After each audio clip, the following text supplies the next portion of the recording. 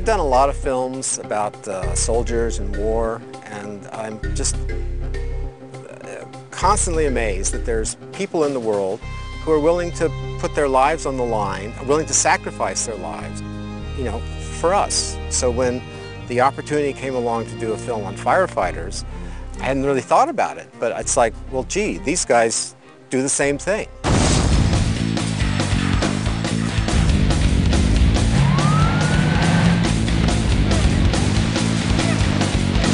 The game is the same as it was 200 years ago and the same as it's going to be 200 years from now.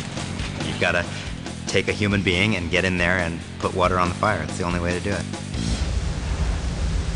I remember one time we were doing a training exercise with some other fire departments, and there was a real gung-ho young guy there.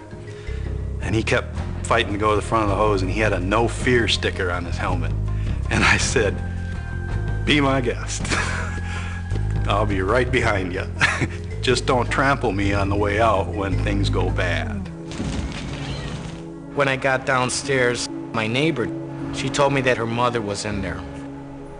I proceeded to go to the front of the building, and I could see the flames was starting to billow out through the tops of the doorways.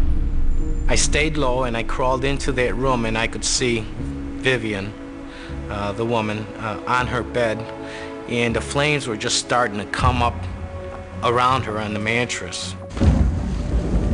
They are not superheroes. They are ordinary men and women who every once in a while do something extraordinary for people like us. It was my first call, my very first call as a rookie. We get on the scene, this lady is on the ground, she's turning blue, she's in cardiac arrest.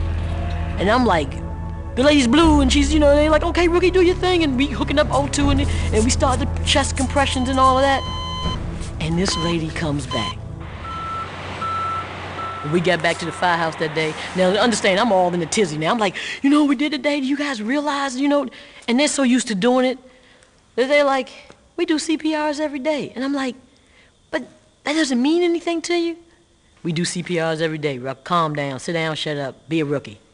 So, you know, I sat down, I shut up, and I became a rookie. 80–85% of the calls in a typical fire station are for medical issues, and the occasional cat up a tree. You've never ever seen a skeleton of a cat in a tree, and they'll get down eventually. I've been explaining to firefighters around the country, well, I'm talking to urban and rural, and I'm going to talk to this guy who fights wildfires. And they go, oh, those guys are crazy. You know, I would never do that. The South Canyon fire happened in 1994. There were smoke jumpers and hot shots on the fire. The area they were working was underburned. So they were working on the black edge, but it wasn't what we call good black. It was dirty black. You want to be right on that fire's edge, because if it moves, that fire's going to get you. On July 6th, around 16:30 hours, the fire crossed a canyon below them, made a head fire run, what we call, and 14 folks were not able to get to their safety zone, to escape, basically, and it overran 14 firefighters. Their job is not to die for us. They shouldn't have to die for us. They should have the resources, the manpower, the training, the equipment that they need to do their job and then go home to their family.